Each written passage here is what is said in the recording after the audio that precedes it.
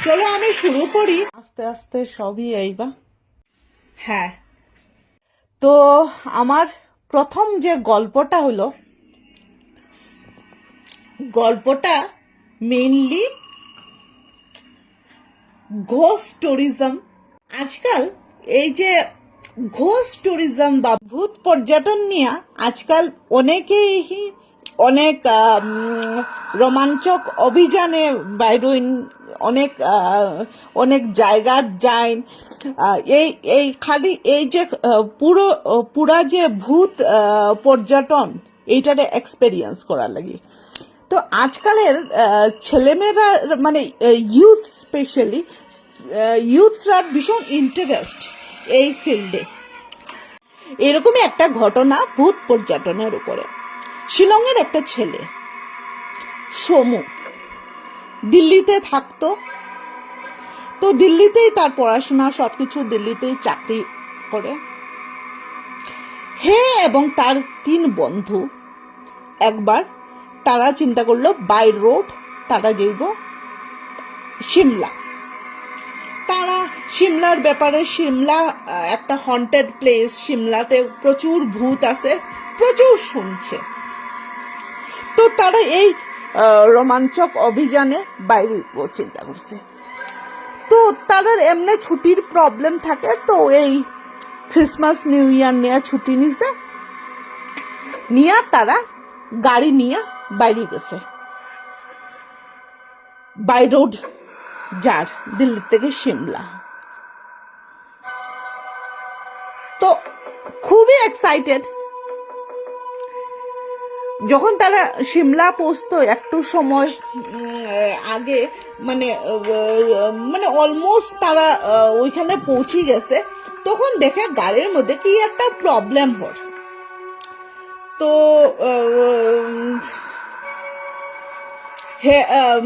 সমুহে তার বন্ধু নিলয়, ফটিক এবং দীপক রে কইছে, আমার মনে হয় রে গাড়ির মধ্যে কিছু একটা প্রবলেম হয়। তারা 3 জনে কইছে, না না কিছু প্রবলেম নাই, তুই আওয়ার সময় গাড়িটা চেক করছিস না নি, গাড়ির মোবিল টোবিল সব ঠিক আছে তো?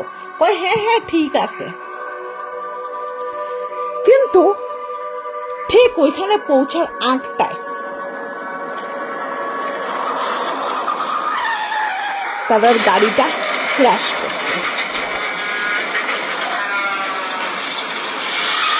যে গাড়িতে যাইতে আসি ওই গাড়িটা ক্র্যাশ করছে। তারা কিছু হয়েছে না, যদিও তারা বাঁচি গেছে, কিন্তু গাড়িটা ক্র্যাশ করছে। ক্র্যাশ করার পরে তারা কোনো রকম ওইখান থেকে বাইরে আইছে, আইয়া তারা জল উল খাইছে, খাইয়া উইয়া মানে তারা খুব মন খারাপ যে হ্যাঁ এরকম হয়েছে। তারপরে এত রাত্রেবেলা তো টোয়িং ভ্যানও পাইতো না, রাত্রেবেলা পুলিশও এই এরিয়াতে এত পাওয়াটা এত রাত্রে কঠিন। ঘড়িতে দেখলো তখন 2টার কাছাকাছি। এত রাত্রে যাইব কেমনে? সিমলা পর্যন্ত যাইতো তো, তার হোটেলটা মল রোডে, তো মল রোড পর্যন্ত যাইতো তো, কিন্তু তারা একটা গাড়ি নাই। ওই সময়টায় তারা একটা বাসের শব্দ শুনল, সামওয়্যার একটা বাস আসে। তো বাসটা আইতেই তারা বাসের মধ্যে উঠে গেল। উঠিয়া দেখলো বাসের যে কন্ডাক্টর বেশ বৃদ্ধ মানুষ, দেখিয়া মনে হয় যেরকম 90-এর আশপাশে হইব তার বয়স, কিন্তু তার আজ পর্যন্ত কন্ডাক্টর এটা করিয়া যায় তার কাজ। বাসের ভিতরে খালি তারা 4 জন, ড্রাইভার এবং কন্ডাক্টর। ড্রাইভারের দিকে চোখ পড়তে তারা দেখলো সমান ড্রাইভারও খুবই বুড়া।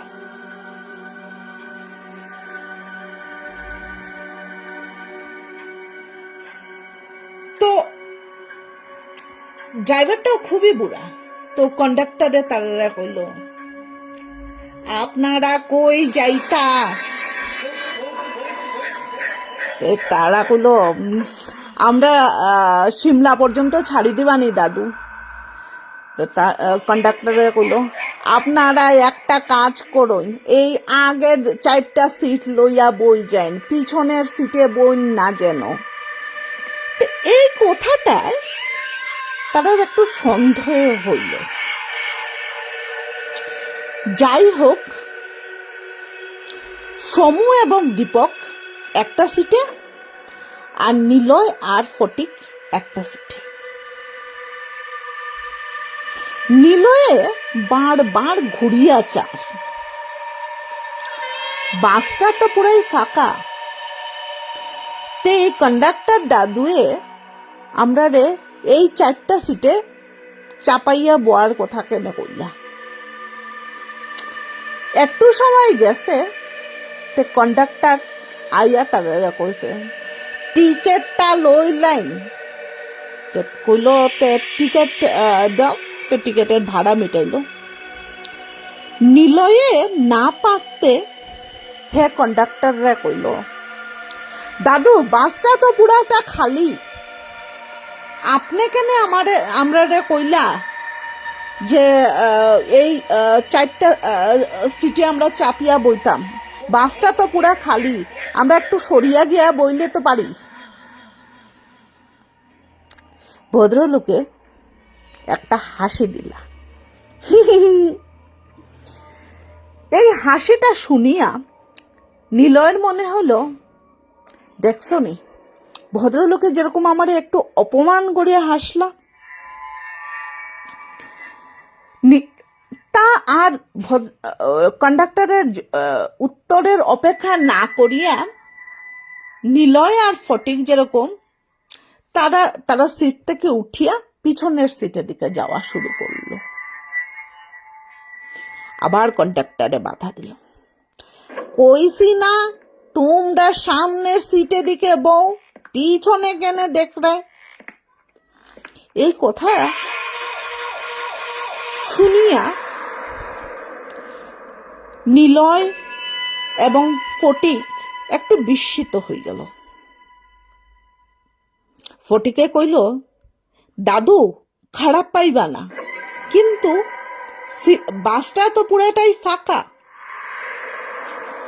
কন্ডাক্টরে কইলা, ঠিক নাকি, একটু মাথাটা ঘুরাইয়া দেখো তো ভাইয়া, বাসটা কি আদৌ ফাঁকা।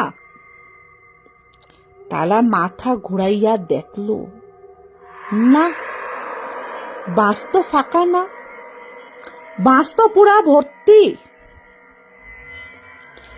ভর্তি বাস। তারার সিটটা ছাড়া আর 2টা সিট খালি খালি, আর পুরা ভর্তি বাস। কইল তারা, দাদু এই সামনের 2টা সিট তো খালি আছে। কন্ডাক্টরে কইলা, না, এইটার মানুষ রাস্তায় উঠব, তোমারে যেখানে কইছি বল লাগি তুমি ওইখানে বউ। কইয়া কন্ডাক্টর গেল। তারা ওইখানে বই রইল। বইয়া তারা 4 জনের, মানে এখন রাত্রেবেলা তো তারা কোনো রাস্তাও নাই, তারা এই বাসের দিকেই যেতে লাগবে। খালি তারা 4 জনে পিছনে ফিরিয়া এই এই মানুষরা দেখে, কোনো মানুষ মানে চিনা যান না। আর বাসের ভিতরটা অন্ধকার হইলেও কিছুটা তো জ্যোৎস্না রাত্রে একটু বুঝা যায়, তো বাসের ভিতরে আলো ঢুকে, মানুষ তো আছে কিন্তু কোনো মানুষের মুখ দেখা যায় না। আরো কিছু সময় গেছে, হঠাৎ করিয়া বাসে ব্রেক ধরল। তো ব্রেক ধরার পরে দেখলো তারা একজন বয়স্ক মানুষ আর তার সঙ্গে একটা 18-19 বছরের মেয়ে, তারাই উঠল বাসে। উঠিয়া ওই ফাঁকা সিটটা যেটা তারার পাশেই আছে ওই সিটটার মধ্যে বই গেল। নিলয়ে ভাবলো এরারে কইয়া দেখি, তারা কি বাসের মধ্যে অন্য প্যাসেঞ্জার দেখে? তার যেরকম নিজের চোখের উপরেই এখন বিশ্বাস হন না। হে জিগাইল মেয়েটার দিকে একটু ঝুঁকিয়া, মেয়েটারে জিগাইল, আচ্ছা কৌসাইন, এই বাসের মধ্যে কি তুমি অন্য প্যাসেঞ্জাররা দেখলাই? মেয়েটাই কইল, মাথা দিয়া হ্যাঁ দেখাইল। আবার একটু সময় পরে নিলয়ে জিগাইল, একটু আজগবি লাগেন না এই প্যাসেঞ্জার সব দেখিয়া? একটু অন্যরকম। এইবার মেয়েটায় তার দিকে পুরা তাকাইল। মেয়েটার একটা সাইড নাই মুখের, আর খালি একটা সাইড আছে। মেয়েটাই কইল, আমার মতো নাচ গবি। এইটা দেখিয়া তারার হাত পা একদম ঠান্ডা হয়ে গেল। তারা চিৎকার শুরু করলো, বাস থামাও, বাস থামাও, বাস থামাও। চারজন মানুষ এত জুড়ে জুড়ে চিৎকার করে বাস থামাও। বাস ড্রাইভারে বাসটা থামাই দিল। তারা বাস থামাইতেই তারা পাগলের মতন ছুটিয়া বাস থেকে বাইরে গেল চারজন, আর বাসটা আবার গেল গিয়া। এটা কি আছে সাধারণত লাগছে না তারা, কিন্তু হ্যাঁ যখন পর্যন্ত তারা বাস থামাও কইছে তখন মানে এরপরে একটু জায়গা হাঁটলেই তারা তারার ডেস্টিনেশনে পৌঁছে যাইব, এর লাগে চিন্তা নাই। কিন্তু তারা বাঁচি গেছে। কিন্তু কি বাসের ভিতরে তারা ছাড়া আর অন্যরা কেউ আসেন না, মানে মানুষ আসেন না? অনেক প্রশ্ন, কিন্তু তারা আর উত্তর জানে না, কারণ বাসটা তো গেছে গিয়া। আমার প্রথম গল্প কিরকম লাগলো? ভালো লাগছে নি?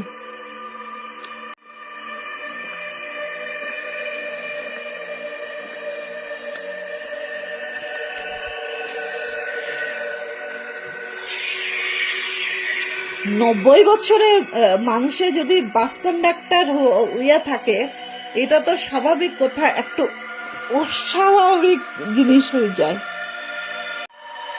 আচ্ছা, তে আমি সেকেন্ড গল্পতে যাই। আমার সেকেন্ড গল্প ইলেকশনের সময়, এই গত লোকসভা ইলেকশনেও প্রত্যেক পলিটিক্যাল পার্টি বাইরে থেকে মিডিয়া টিম আনে, সব সময় বাইরে থেকে আয়। এনপিপি আলাদা আনবো, কংগ্রেসে আলাদা আনবো, টিএমসি আলাদা আনবো। এটা অ্যাসেম্বলি ইলেকশনেও হয়, এমপি ইলেকশনেও হয়েছে। এইরকমই একটা মিডিয়া টিম একটা পলিটিক্যাল পার্টি আনছে। সেই মিডিয়া টিমের মধ্যে একটা ছেলে, মানে তারা কাজই হলো গিয়ে আমরা মতন মিডিয়া মানুষের সঙ্গে তারা আমরার মতন মিডিয়া মানুষের সঙ্গে তারা কন্ট্যাক্ট করে। তারপরে আমরা কি কয় নিউজ টিউজ দেয়, এইসব কয়, ভিডিও টিডিও করে, যেটা আমরা দেখাই। তো এইরকমই একটা পলিটিক্যাল পার্টি এরকম আনছে। তো একটা ছেলে আমার সঙ্গে কন্ট্যাক্ট করছে, তার নাম শিবা, দিল্লির ছেলে। তো হ্যাঁ, হে আমার নিউজ টিউজ দিয়া অনেকটা এটা করতো, হে আমার সাহায্য করতো, আমি তারে সাহায্য করতাম। একদিন আমি তারে কইলাম যে তোমার তোমার যে গলার আওয়াজ টাওয়াজ এটা ঠিক দিল্লির মানুষের মতন লাগে না, কারণ দিল্লির মানুষের একটু রাফ টাফ হয়, তো তোমার লাগে না। শিবায় হাসলো, হাসিয়া কইল, আমি কাশ্মীরি পণ্ডিত।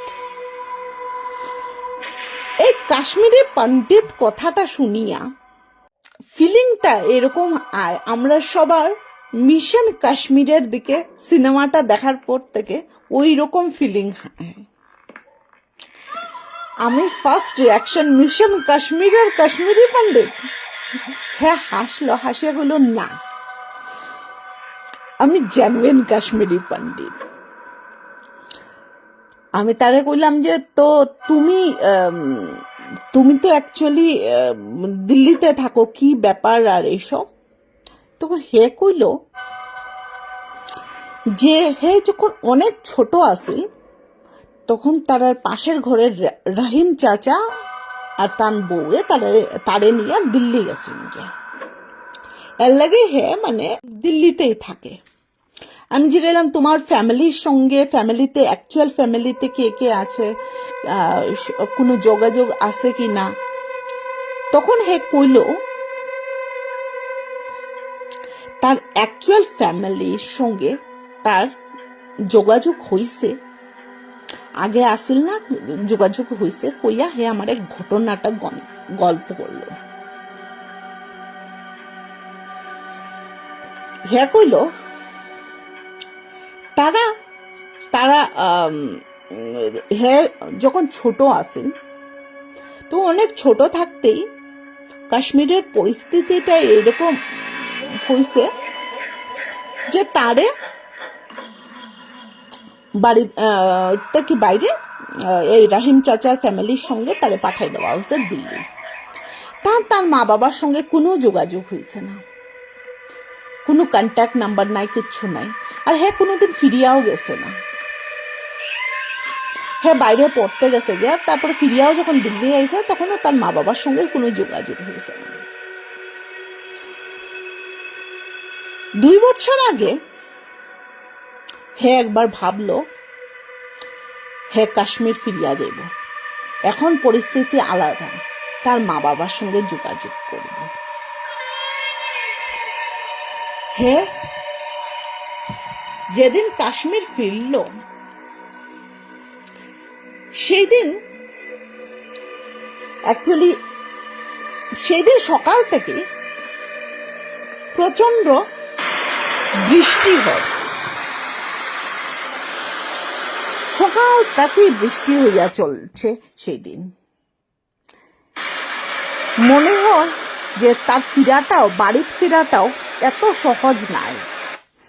আর সে ভাবাতি আসল বাড়িতে এত বৃষ্টির মধ্যে কিরকম জানবো, তার মধ্যে বিদ্যুৎ চমকানিত আসেন, একদম খুব বাজেভাবে বৃষ্টি হওয়ার, বিদ্যুৎ চমকার আর এরকম।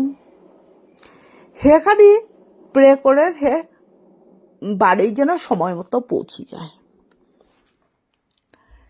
কিন্তু এই বিদ্যুৎ চমকানি আর এই ক্লাইমেটের লাগে তার বাড়িতে পৌঁছতে বেশ যেরকম একটু দেরি হয়ে গেছে।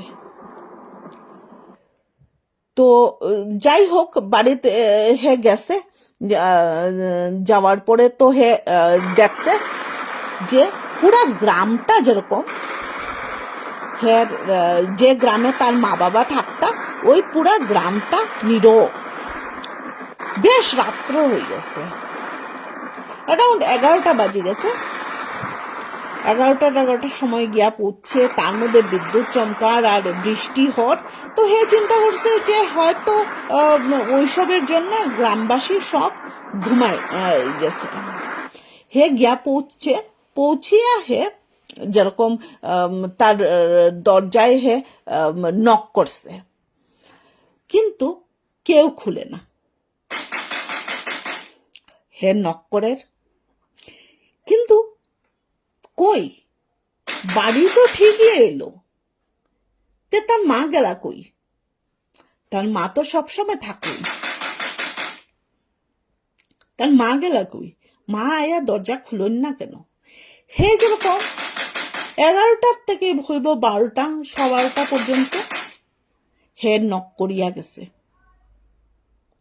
আর এইদিকে বৃষ্টি হর, এদিকে বিদ্যুৎ চমকার, কিন্তু হে নক করিয়া গেছে। তার মা বাবার সঙ্গে দেখা করতে লাগে। 20 বছর পরে হে বাড়ি ফিরছে। হ্যাঁ গো, নেটটা খুবই স্লো। 20 বছর পরে হে বাড়ি ফিরছে। বেশ কিছু সময় পরে হে দেখলো যে দরজাটা খুলছে। দরজা ভিতরে তার মায়ের হাতে লণ্ঠন নিয়ে দাঁড়ানি। মারে দেখিয়া হে যে এত সময় বৃষ্টির মধ্যে বাইরে দাঁড়াইয়া দরজা নক করাতাছিল, সব ফিলিংসটা তার যেরকম গেল গিয়া। ভিতরে খালি খুশি। হের জুড়ে জুড়ে কান্নার ইচ্ছা করেন। তার মনে হয় খুব জুড়ে জুড়ে কাঁদত, কিন্তু এখন ছোট নাই, হে বড়। হে জুড়ে জুড়ে কাঁদতে পারত না, কিন্তু তার মারে দেখে তার যে মনে এত খুশি হইছে, হে ভিতরে গেল। ভিতর খুব ধুলায় ভরায়, মনে হয় যেরকম তার মায়ের ঘর টর পরিষ্কার করেন না। কিন্তু হে চিন্তা করলো যে যেসব হইয়া গেছে এটা স্বাভাবিক কথা। তার মায়ের ঘর পরিষ্কার করার এটা পাইন না সময়। হে মার সঙ্গে বহু রাত্র পর্যন্ত, রাত্র 1:30-2টা পর্যন্ত গল্প করল। গল্প করিয়া মার ঘুম আইসে দেখিয়া মারে তার রুমে ছাড়িয়া হে নিচে তালায় আইল। ভাবলো যে জল খাইব, জল খাইয়া তার রুমে গিয়া হে ঘুমাইব। দেখলো বাইর থেকে যেরকম কেউ একজনের টর্চ মারে, কেউ একজনে তার ঘরের ভিতরে টর্চ মারে, দেখার চেষ্টা করে। হে দরজা খুলল, কই বাইরে তো কেউ নাই। হে আবার ফিরিয়া আইল, দরজা লাগাইয়া হে গেল গিয়া। হে চিন্তা করলো বাইরে কেউ নাই, নিশ্চয়ই কোনো একটা কিছু আছে, আমি মারে পরে জিগাইলাম। এই কথা ভাবিয়া হে গেল, গিয়া হে ঘুমাই গেল। তো ঘুমাই গেল, সেই দিন রাত্রে খুব টায়ার্ড আছে, ঘুমটাও যেরকম তার খুব তাড়াতাড়ি আইল। পরের দিন হে ঘরের ভিতরেই থাকলো, হে বাইরে এলো না। মার সঙ্গে প্রচুর গল্প। তার মায়ে তারে রাম দিয়ে খাওয়াইছে, খাইছে, এত বৎসরের গল্প। হে কোন রকম তার ছোটবেলা যে তার সঙ্গে খেলতো উল্টো বন্ধুরা, এরার কন্ট্যাক্ট নাম্বারও হে একটু খুঁজে উজিয়া বার করলো। বার করিয়া এরারে কন্ট্যাক্ট করলো। এরা কইল, তুই 20 বছর পরে তুই বাঁচিয়ে আসোস ভাই। হ্যাঁ হাসলো, হাসিয়া কইল, হ্যাঁ আমি বাঁচিয়ে আছি। হ্যাঁ তুই 20 বছর পরে আইসস, তুই আইয়া দেখা কর। হ্যাঁ গেল দেখা করতে, কিন্তু তার মায়ে তারে কইয়া দিছে, দেখিও বেশি দেরি করিও না, বেশি রাত্র করিও না, রাত্র 12টার আগে ফিরিয়ে আইও। পরিস্থিতি এখনো কাশ্মীরের এত ভালো না। হে গেছে, হে চিন্তা করছে হে 12টার আগেই ফিরব, কিন্তু বন্ধুরার সঙ্গে গল্পে গল্পে কোন সময় ঘড়িতে 1টা বাজে গেল হে বুঝছে না। হঠাৎ দেখলো ঘড়িতে 1টা বাজে। বন্ধুরা রে কইল, না রে আমি যাই, ঘড়িতে 1টা বাজে।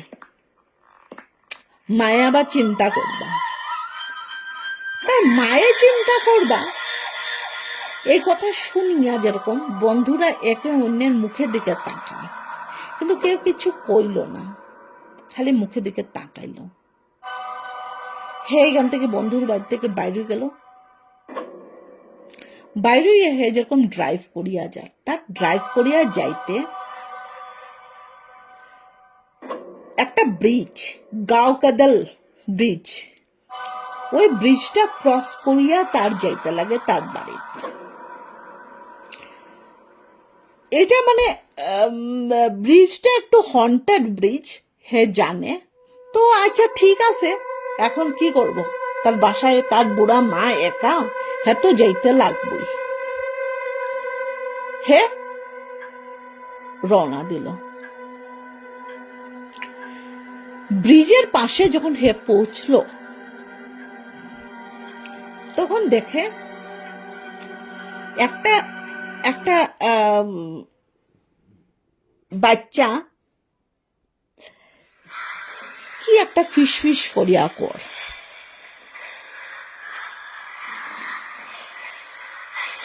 আর কান্দের, ফিস ফিস করিয়া কর কান্দের।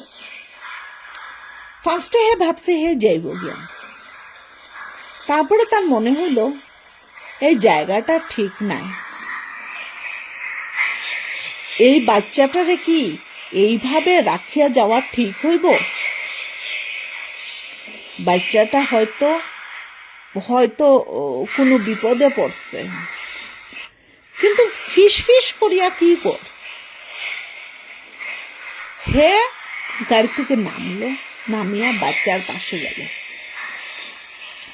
দেখলো বাচ্চাটা একটু জুড়ে ফিস ফিস করে কথা কর। হে বাচ্চাটারে কইল, আমি কিছু বুঝলাম না, কিন্তু বাচ্চাটায় একটা গাঁওকাদল লেকের দিকে হে আঙ্গুল দেখাইল। বাচ্চাটায় আঙ্গুল দেখাইয়া কইল, আমার মা বাবা এই লেকের মধ্যে আছেন, আমি তারারে বাঁচাইতে পারলাম না। হে যে গেল, পড়ি গেছেন নি? বাচ্চাটা কিচ্ছু কয় না, খালি কয় আমার মা বাবারে বাঁচাও, আমার মা বাবারে বাঁচাও। হে যেরকম ব্রিজের মাথার মধ্যে আইয়া হে একটু ঝুঁকিয়া দেখলো, ঠিক তো লেকের মধ্যে দুইটা ডেড বডি উপরে ভাসে। তো হে তখনই হে চিন্তা করলো আমি যাই, হইয়া হে কুট খোলা শুরু করলো। বাচ্চাটার মুখে একটা হাসি, বললো তুমি বাঁচাই দাও তারারে? হে কইলো হ্যাঁ, আমি তোমার মা বাবারে বাঁচানির যাইয়া। কিন্তু যখন হে এই কথাটা কইল, তার মা বাচ্চাটার মুখ থেকে হাসিটা কমে গেল। হে কইল, তোমার খুশি লাগে না আমি তোমার মা বাবারে বাঁচানির যাইয়া? বাচ্চাটাই কইল, তুমি কতজনের মা বাবারে বাঁচাইবে? হে কইল মানে? বাচ্চাটা আবার লেকের দিকে আঙ্গুল দেখাইল। এইবার যা দেখলো হে, তার একদম ভিতর কাঁপি গেল। লেকের মধ্যে অসংখ্য ডেড বডি, সব ভাসে। হে বুঝলো হে কিছু একটা প্যারানর্মাল জিনিসে ফাঁসি গেছে। এই জিনিস দেখিয়া হে আস্তে আস্তে পিছনে যাওয়া শুরু করলো। পিছনে গিয়া হে তার গাড়ির বই গেল। গাড়ির বোয়ার পরে হে রিয়ালাইজ করলো হে এত সময় থেকে শ্বাস পর্যন্ত ভালো করে নামাতাছে না। হে একটা দীর্ঘ শ্বাস নিল, নিয়া হে গাড়ি স্টার্ট করলো। এখানে থাকলে হইতো নাই, এখানে কিছু একটা প্যারানর্মাল আছে। হে গাড়িটা স্টার্ট করলো, করিয়া হে নিজের বাড়ির দিকে গেল। মাথায় কত চিন্তা, কত ভাবনা। বাড়িতে গেল, গিয়া দরজাতে নক করলো, কিন্তু কেউ খুলে না। হ্যাঁ, নক করিয়া যাক। একবার তার মনে হইল মা শরীর খারাপ তো হইল না, দরজা কেন খুলরা না? কিন্তু যতই নক করে না কেন দরজা খুলেন না। হে যত সময় যার তার যেরকম টেনশনটা বাড়িয়া চলছে, ওই সময়টায় হে দেখলো ঘড়িতে 4:30 বা 4:45 ওইরকমই কিছু একটা বাজে। হে গুলো মা নিশ্চয় শরীর খারাপ করছে। ওই সময়টায় হাতে একটা টর্চ নিয়ে একটা মানুষ তার দিকে আগাইয়া আইছে।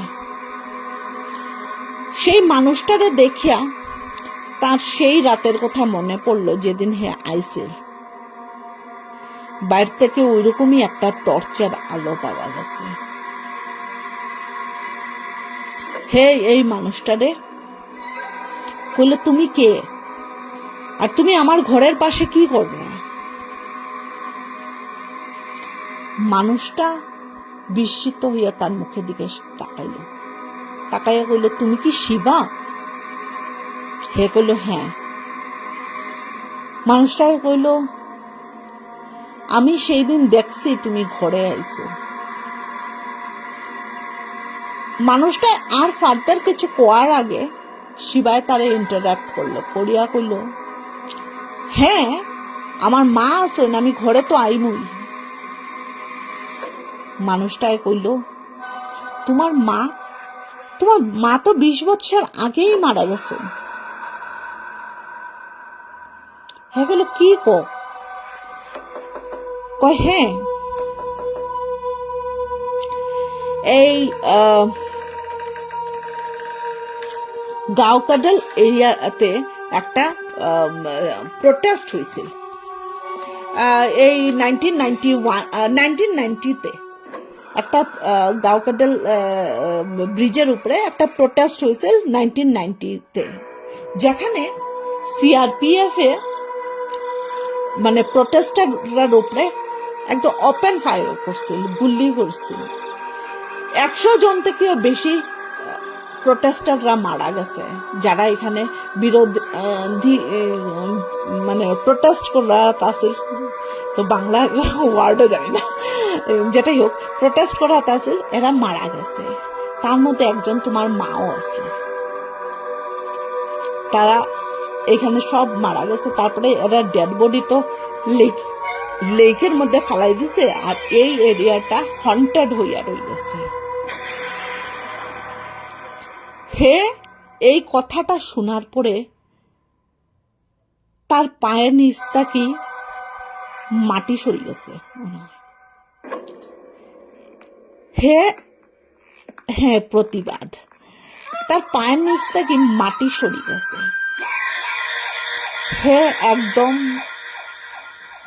হে নিজের কানের উপরে বিশ্বাস করতে পারে না। তার মনে হয় তার পৃথিবী ওখানে শেষ হয়ে গেছে। তো তার মারে যে হে ঘরের ভিতরে দেখলো, হে দরজাটার একটু জুড়ে ধাক্কা দিল, দরজা খুলি গেল। ভিতরে খালি মাকড়সার জাল আর ধুলা। হে যে 2 দিন থেকে এখানে থাকাত আসিল, তার মায়ে তারে এত ভালো মন্দ বানাইয়া খাওয়াইছুন, সব কি মিথ্যা? হে কি এই জীবনে আসিল না, এই লাইফটা তার লিড করছিল না? তার কাছে আজকে কোনো উত্তর নাই।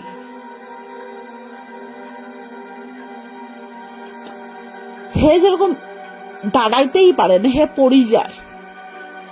সাথে সাথে ওই ছেলেটায়, পাশের ছেলেটায় তারে সাহারা দিছে, দিয়া তারে সিঁড়িতে বয়াইছে, নিয়ে বাইরে বার করাই। তার মার প্রেজেন্স কেমনে দেখতে পারে? হের মার যে ছবি আসল মনে, এই ছবি আর ছবি হইয়া গেল। সেই রাতে ওই ছেলেটা তাদের নিয়ে তার বাড়িতে রাখছে। পরের দিন হে গেছে গিয়া, পরে বাড়িটাও বিক্রি করে দিছে, জায়গা থেকেও গেছে গিয়া। আর হে কাশ্মীর কোনোদিন ফিরিয়া গেছে না। কাশ্মীর ফিরিয়া যাওয়ার নাম শুনলেই তার একটা ভয় লাগে, যে কাশ্মীর যে যাইতো কার লাগে যাইতো। হে দিল্লিতেই সেটেলড। আমার দ্বিতীয় গল্প তো শেষ। কিরকম লাগলো? আরো একটা ছোট একটা কই লিতাম পারবো নেক্সট 15 মিনিটে। এই গল্পটা একটা শিলংয়েরই ছেলের। হে শিলংয়ের অনেক ছেলেরা এই তো হায়দ্রাবাদ, ব্যাঙ্গালোর এইসবে গেছে। এই ছেলেটাও গেছে হায়দ্রাবাদে। তো হায়দ্রাবাদে বেশ বছর থেকেই হে আছে। এইবার হে বিয়া করছে। হে ভাবলো একটা ফ্ল্যাট নেই, ফ্ল্যাটটা নিব ভাবছে। তো হে বিয়া করছে। বিয়ার পরে আর কি হে ফ্ল্যাটটা কিনতে ভাবছে, কিন্তু তার একটা ছোট বোন আছে। ছোট বোন বলতে তার নিজের না, তার সৎ মার দিকের বোন, এটাও তার সঙ্গে থাকতো। তো যদিও হে খুব একটা পছন্দ করতো না এই বোনটারে, কিন্তু এখন তার মা বাবা মরে গেছেন, এখন বোনটারে কই ফালাইতো হে, তো হে তার সঙ্গেই রাখতো। তো হায়দ্রাবাদে ফ্ল্যাট একটা তারা দেখছে। তো তার চাকরিরও তো এত বছর না, তো ব্যাংক থেকে তো লোন একটা লিমিটেই পাওয়া যাইব। যত মুখ খুলবে এত টাকা তো আর ব্যাংকে দিলেই তো নয়।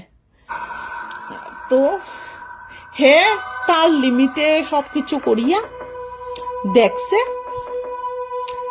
একটা জায়গায় ফ্ল্যাট পাইছে।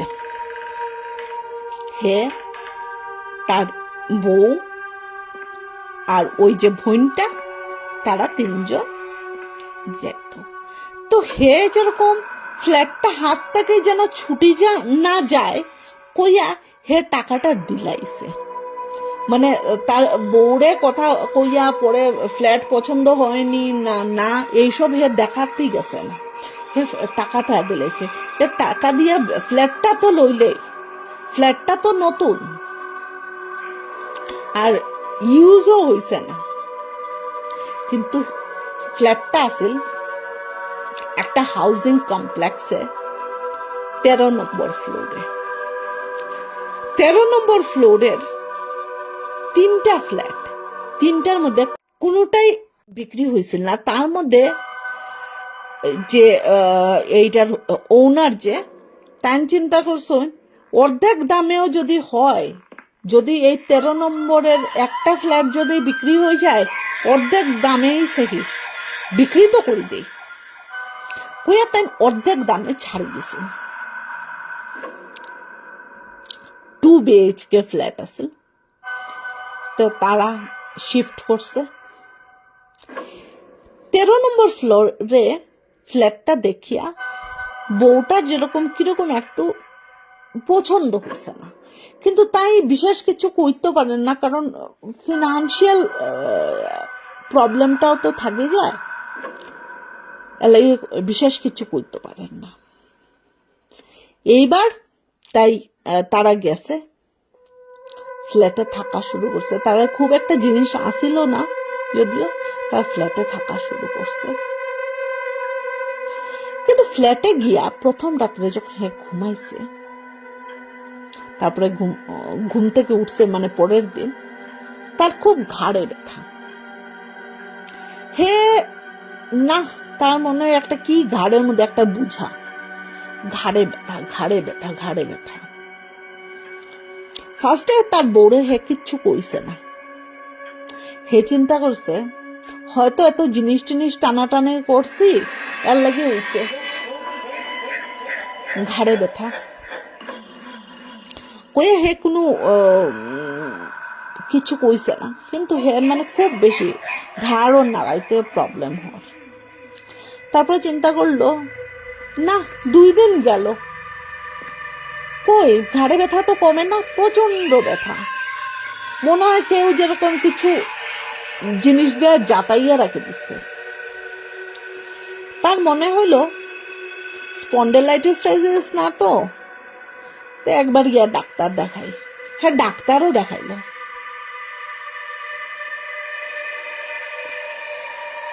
ডাক্তার দেখাইলো,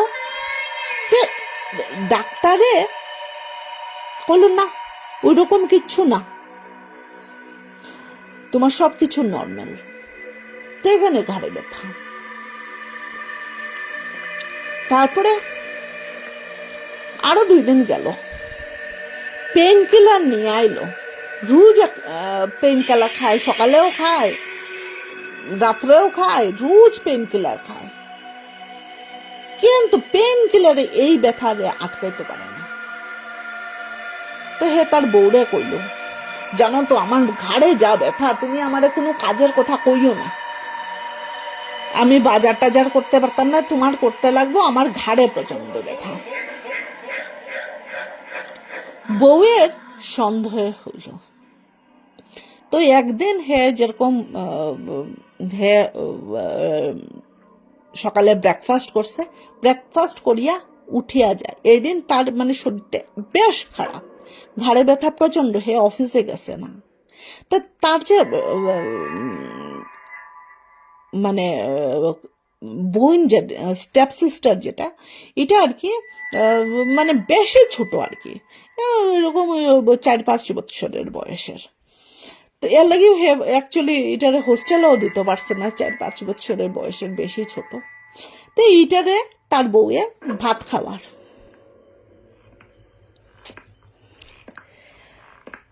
তো হে ব্রেকফাস্ট করছে, করিয়া হে যার গিয়া তখন এই বোনটায় ডাকছে, দাদা। হ্যাঁ, ঘুরিয়া যাইছে। এখন কি কয়, ওই আন্টি তোমার ঘাড়ের উপরে কেনে বাত? হে কয়, কোন আন্টি? কয়, হ্যাঁ তোমার ঘাড়ের উপরে সবসময় একটা আন্টি বাত থাকে, আমি কতবার ভাবছি তোমারে কইমু, কিন্তু তোমার ঘাড়ের উপরে সবসময় একটা আন্টি বাত থাকে। এই কথা শুনিয়া তার বউ একদম বিস্মিত হইয়া তার দিকে তাকাইছে। হে এটারে সিরিয়াসলি নিছে না, কারণ এমনি তো এই বোনটা হে সিরিয়াসলি নেয় না। আর তার মধ্যে ছোট বাচ্চাই কইছে, কইছে আমি পেন কিলার কিনিয়া খাইলেইমু, তোমার আন্টি এমনি পালাই যাব, কইছে। কইয়া হে গেছে। কিন্তু হে সই থাকে যখন, তখন তার খুব ভালো লাগে, মানে তখন ঘাড়ে ব্যথা হয় না, হে উঠলেই ঘাড়ে ব্যথা হয়। তার বউ তারা কিছু না কইয়া তার গামছা একটা নিয়া, হে যে গামছা দিয়ে ডেইলি স্নান করে, ওই গামছাটা নিয়া একজন তান্ত্রিকের কাছে গেছে। কি কি হর বাবা কিছু কর। তান্ত্রিকে কইল, জানো ওই হাউজিং কমপ্লেক্স যে জমিনে বানানি হয়েছে, এই জমিনটা অ্যাকচুয়ালি শ্মশান আছিল। এই জমিনটা শ্মশান আছিল। এই এই কন্ট্রাক্টরে এইখানের মানুষে সরাইয়া কোন রকম করিয়া মানে ইলিগেলি এই জমিনের কাগজপত্র নিজে নিয়া এই হাউজিং কমপ্লেক্স বানাইছে। আর তোমরা 13 নম্বর ফ্লোরে থাকায় 13 নম্বর ফ্লোরটা হইল গিয়া ঠিক মধ্যখানে এই শ্মশানের। মানে তোমরা যে থাকড়ায় যে বিল্ডিংটা, যেটার মধ্যে 13 নম্বর ফ্লোরে থাকড়ায়, ওই বিল্ডিংটা ঠিক মধ্যখানে এই শ্মশানের। এর লাগে তোমরা বেশি এফেক্ট করে, এর লাগে কেউ তো কিনছে না, এখন তোমরা কিনছো বেশি এফেক্ট করে। তারপর তাই কয় ওখানে আমার কিছু একটা উপায় করিয়া দেন বাবা। তান্ত্রিকে গুলো আমি তোমার তাবিজ দিয়া দিয়া,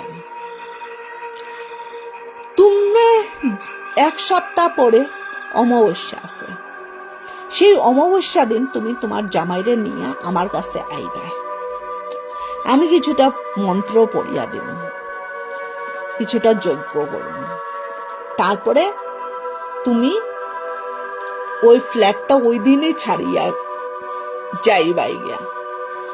আর তুমি 1 সপ্তাহ তো থাকো ওই ফ্ল্যাটে, যেদিন আমি যজ্ঞ করবো ওই দিন রাত্রে তুমি ওইখানে ঘুমাই গায় না। ঠিক আছে বাবা। সেই দিন বাসায় গেছে, গিয়া জামাইরে জোর জবস্তে তাই তাবিজটা পড়াইয়া দিছে। জামাইয়ে এইসব জিনিস বিশ্বাস করে না, তাই পড়াইয়া দিছে, হ্যাঁ খুলি লইছে। কিন্তু খোলার পরে তার মনে হয় একটা জিনিসটা, হে যখন পড়াইয়া দিছে তখন তার মনে হয়েছে যে ঘাড়ো বেদনা যেরকম কমই গেছে, কিন্তু হে তো বিশ্বাস করে না এইসব জিনিস। হে এইসব জিনিসটা ভুল প্রুফ করার লাগে হে খুলছে, কিন্তু খোলার পরে হের মনে হয় ঘাড়ে তার মাথাও ফাটে যার ব্যথায় প্রচন্ড। হে আবার পড়ি লেছে, কিন্তু কিচ্ছুতে কিছু কাজ হয় না। হে তার বোর কাছে গেছে, যা কয় তুমি তাবিজ দিছিলে, আমি তাবিজ খুলি লেছি, কিন্তু আমার শরীরটা কিরকম খারাপ হয়েছে, এখন তুমি আমারে কও আমি কি করতাম। তার বউয়ে তারে নিয়া ওই তান্ত্রিকের কাছে গেছে। তান্ত্রিকে হয়েছে এখনো 6 দিন বাকি অমাবস্যার, 6 দিন আমি কিচ্ছু এমনি করতে পারতাম না, কিন্তু আমি তোমার আরেকটা তাবিজ দিয়া দিই, তোমারে একটা টেম্পোরারি রিলিফ, একটা টেম্পোরারি তোমার বেদনা কম থাকবে, কিন্তু এটা কোনো পার্মানেন্ট সলিউশন নাই, অমাবস্যা দিনই করতে পারি। তারপরে তাবিজ দিল। 6 দিন পরে অমাবস্যা দিন স্নান টান করিয়া তারা গেল স্বামী স্ত্রী। তান্ত্রিক পূজা করে স্বামী স্ত্রী গেল, গিয়া কইল বাবা আমরা আইছি, এখন একটা বড় একটা সার্কেল বানানি, আবিরের সার্কেল, ওইটার মধ্যে বইতে হইল, বৃষ্টি ঝড়, তারা তান্ত্রিক আর সবে মিলে যজ্ঞ করা, আর এই সময়টা এই সার্কেলের মধ্যে বইছে। হ্যাঁ, আর তান্ত্রিকে যজ্ঞ করিয়া যাইরা যে এই যে যেটা তার ঘাড়ে চাপিয়া ভরছে এইটা যেন সরি যায়। হে ভিতরে বইয়া আবিরের যে বড় সার্কেলটার ভিতরে বইয়া হেও ধ্যান লাগানোর চেষ্টা করে, কিন্তু ধ্যান লাগে না। তখন আর আর একদম একদম একদম খুব খুব হেও খুব ভয় পায়, কিন্তু তান্ত্রিকের যজ্ঞ তো চলিয়া যার এখন যজ্ঞ থেকে তার হে তো উঠতেও পারতো না, কিন্তু তারপরে যে যজ্ঞটা যেভাবে চলিয়া যার আস্তে আস্তে আস্তে আস্তে তার মনে হয়েছে তার ভিতর থেকে যেরকম বাজে এইটা জার গিয়া, তার যে ব্যথাটা হওয়াত আছিল সেই ব্যথাও কমে গেছে। তো হে হ্যাঁ ব্যথা ট্যাথা সব কমে গেছে হ্যাঁ মনে করতে করতে করতে করতে করতে করতে হ্যাঁ যেরকম সেন্সলেস হইয়া পড়ে গেছে হ্যাঁ একদম আনকনসিয়াস হয়ে গেছে এই জায়গাটায় যজ্ঞটাও শেষ হয়ে গেছে আনকনসিয়াস হয়ে গেছে আনকনসিয়াস হইয়া পড়ে যাওয়ার পরে তান্ত্রিকে তার বউরে কইলা তুমি তারে নিয়ে যাও কিন্তু সাবধান ওই বাড়িতে তারে তুমি ঢুকতে দিবাই না এই বাড়িতে তার ঢোকা ঠিক নাই তুমি জিনিসটা নিয়ে বাইরে যাবে কিন্তু থাকবাই না বউটাই জিগেল অ্যাকচুয়ালি কি তার ঘাড়ে চাপছিল তখন তান্ত্রিকে হাসিয়া কইলা ভূত প্রেত ছাড়াও অনেক কিছু আছে যেটা আমরা সাধারণ মানুষের চিন্তাধারার বাইরে ওইসব ঘাড়ে চাপি যায় এটা ভূত নাই প্রেত নাই এটা আরো অন্য কিছু যেটা ঘাড়ে চাপছে যেটাই হোক আমি নামাইয়া দিছি ভূত হইতো প্রেত হইতো তো আমি ক্যাপচার করার কথা আছে যে আমি তখন তারে ধরলাম না কিন্তু এটা ভূত প্রেত নাই তাই আমি ধরছি না আমি নামাইয়া দিছি কিন্তু তারে নিয়ে ওইখানে যাইও না কিন্তু কারণ কিছু সংখ্যক মানুষ আছে যে নেগেটিভ ফোর্সেস রে খুব তাড়াতাড়ি অ্যাট্রাক্ট করিলে বডির ভিতরে হে এরকম যতই নেগেটিভ ফোর্স হে খুব বেশি তাড়াতাড়ি তার বডিতে অ্যাট্রাক্ট করিলে এর লাগি তারে নিয়ে যাইও না তুমি যাইও তুমি মানুষ নিয়ে গিয়া জিনিস সরাইও আর ফ্ল্যাটটা তোমরা ছাড়ি দিও তোমরা বিক্রি করো কি করো আমি জানি না তোমরা ফ্ল্যাটটা ছাড়ি দিও এই ফ্ল্যাটে আর থাকিও না তাই এইভাবে শুনছে শুনিয়া তাই অন্য মানুষের নিয়ে গিয়া এটারে ছাড়ি দিছে ফ্ল্যাটটা আমরা ফ্ল্যাট কিনি ঠিকই কিন্তু কোন জমিনে হয় এটা আমরা জানি না অনেক সময় এই সব জমিন পাওয়ার লাগি অনেকের মানুষের মার্ডারও হয় কিন্তু আমরা ঠিক বুঝি না এটা বুঝারও কথাও নাই যদিও যদি ভূত প্রেত নাই জিনও হইতে পারে অন্য জিনিস হইতে পারে কি জানি না যুগিনীও হইতে পারে ছায়াও হইতে পারে অনেক কিছু হয় জানি না তো তান্ত্রিকে অ্যাকচুয়ালি কইসুন না তারা কিন্তু কিছু একটা তো কয়টা বাজে 12টা বাজে তো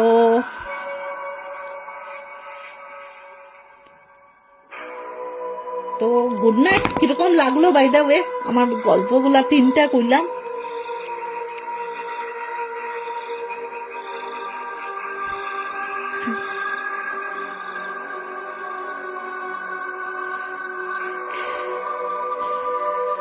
চলো তো গুড নাইট আবার সামনে আরেকদিন আইমো আরো গল্প নিয়ে থ্যাংক ইউ তন্ময় দা থ্যাংক ইউ গোপাল দা থ্যাংক ইউ সবরে গুড নাইট